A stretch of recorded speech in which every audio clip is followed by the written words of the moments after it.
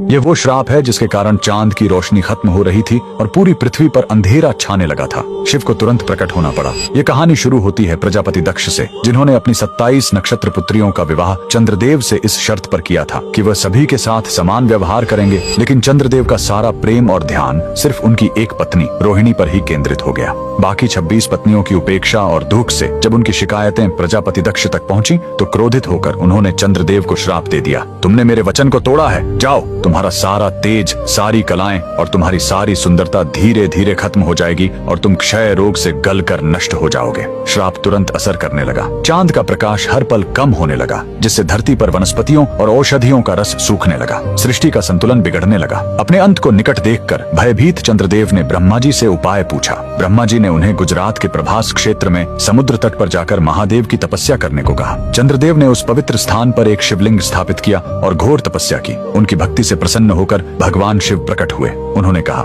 मैं दक्ष के श्राप को पूरी तरह खत्म तो नहीं कर सकता, लेकिन उसका प्रभाव कम कर सकता हूँ। शिव ने वरदान दिया, तुम कृष्ण पक्ष में 15 दिन क्षीण होगे, लेकिन शुक्ल पक्ष में 15 दिन फिर से पूर्ण हो जाओगे। उन्होंने चंद्र को अपने मस्तक पर धारण कर लिया और चंद्रशेखर कहलाए। और जिस ज्योतिर्लिंग की चंद्र ने पूजा की थी वो सोमनाथ, सोम यानी चंद्र के नाथ के नाम से प्रसिद्ध हुआ। और यही सोमनाथ मंदिर भारत का पहला ज्योतिर्लिंग आज भी गुजरात के वेरावल में